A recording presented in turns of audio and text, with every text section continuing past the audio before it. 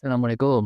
Yuk kita ulas nih day fasting yang cuma 12 jam. Nah, dulu pernah tapi yuk dibahas lagi dari perspektif berbeda ya. Ini tuh bisa dihitung fasting atau cuma euforia. Nah, di satu sisi ya, pakar-pakar moderat seperti Profesor Walter Longo, kalau nggak salah juga Dr. Peter Attia, Satyen Panda juga, dan beberapa lain yang moderat, itu cenderung untuk mengerem fasting yang kelas berat. Nah, tapi dalam beberapa kesempatan, statement-statementnya itu pro nih, sama yang 12 jam ini. Di sisi lain ya, guru-guru puasa yang lebih militan tuh kayak Dr. Eric Berg, David Sinclair, Pradip Jamnadas, Jason Fung, Mindy Pers, dan seterusnya cenderung meremehkan upaya fasting yang cuma 12 jam kayak gitu. Terus ada juga yang bilang itu tuh sekedar eufemisme yang misleading gitu. Kalau yang sarkastik bahkan menghina-hina tuh dan mengatakan itu sekedar puasa beduk alias puasa palsu alias tidak benar-benar puasa. Nah, siapa ini yang benar? Nah, yang bilang itu bagus menurut saya benar juga ya, sedangkan yang bilang eufemisme itu juga nggak salah. Ide. Tapi kalau obrolan berhenti di sini nih kayak dagelan simulat zaman dulu, ingat gak sih? Om Tesi gitu ya, menengahi pertengkaran antara Pak Asmuni dengan Gepeng. Wah, Gepeng bilang, "Gak usah mudik supaya hemat." Wah, bagus. Tesi kasih jempol. Hemat itu bagus. Tapi Pak Asmuni terus protes. Loh, Tes, mudik itu mengeratkan silaturahmi. Oh, penting juga tuh. Tesi pun terus mendukung. Gepeng protes. Lah, silaturahmi kan nggak mesti hadir fisik. Habis-habisin uang. Boros ya. Tesi pun mendukung lagi. Loh, justru uang mengalir ke daerah itu pemerataan kemakmuran ke pelosok desa, kata Pak Asmuni. Wah, jempolan ini. Tesi pun terus angkat jempol. Oh, alah Bul, Kak Bul. Kamu itu belain yang mana sih? Kok sana bener, sini bener, kita jadi bingung. Gubrak. Kali ini ada kartunya sekalian ya. Izin ya, pada stimulat dan stimulatisme ya. Kita balik aja lagi ke soal puasa 12 jam. Pertama ya, esensi fasting, puasa, secara harfiah itu nahan sesuatu gitu ya, atau memunculkan adanya pembatasan. Nah, berdasar definisi ini, 12 jam itu ya pasti ada pembatasan lah. Nggak semua hal diumbar. Ada jeda 12 jam.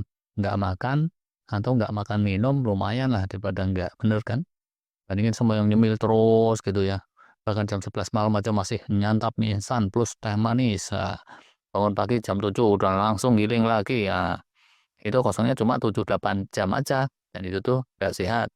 Makin ke sini, ini makin jadi konsensus para ahli bahwa bagaimanapun sistem kita itu perlu rehat yang cukup, dan 12 jam itu kalau rutin setiap hari ideal sih, atau minimalnya ya 10 jam lah rata-ratanya.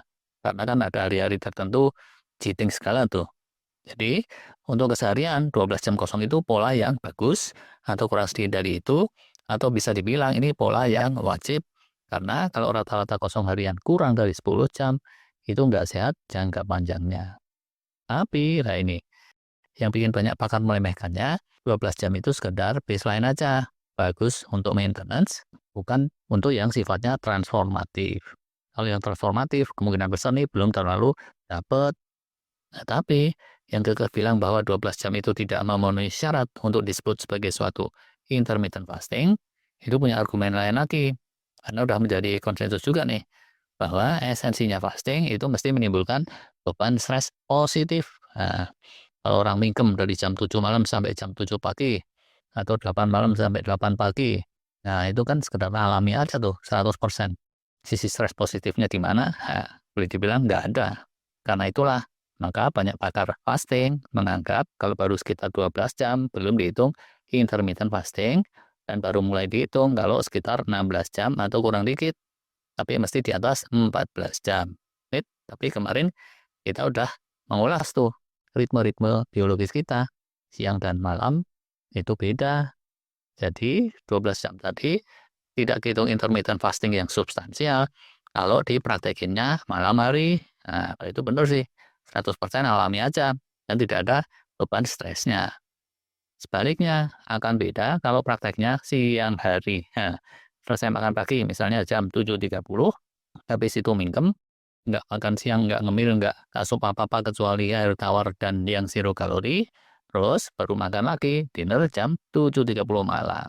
Nah, kalau ini situasinya, walau sama-sama 12 jam, belum dirasa-rasain aja ya, baru dibayangin udah kebayang tuh adanya suatu stres tambahan yang terukur, yang positif. Sehingga besar kemungkinan kalau formatnya seperti itu, durasi 12 jam sudah cukup untuk dikatakan sebagai intermittent fasting.